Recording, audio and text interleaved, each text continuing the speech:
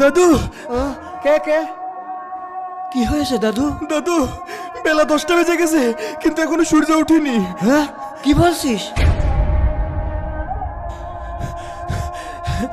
ওই দেখেন। দাদু, তুমি তাড়াতাড়ি কোরআন শরীফটা খুলে বসো। আচ্ছা, ঠিক আছে। আল্লাহ। বিশ্বাস করেন কিয়ামতের আগে একদিন এক রাতের মধ্যে এই কোরআনের সব পাতাগুলো আল্লাহ তুলে নেবেন আসমানে। হে মানুষ, তোমাদের পালনকর্তাকে ভয় করো। নিশ্চয়ই কিয়ামতের প্রকম্পন এক ভয়ঙ্কর ব্যাপার। আজই হলো পৃথিবীর শেষ দিন। পাপাচারী মানুষেরা হতাশ হয়ে যাবে, কাণ্ডজ্ঞান হারিয়ে দিক বিদিক ছুটতে থাকবে এবং একসময় অজ্ঞান হয়ে মৃত্যুবরণ করবে। আল্লাহ রাব্বুল আলামিন আমাদের সকলকে পৃথিবীর শেষ দিনের ভয়াবহতা থেকে হিফাজত করুন।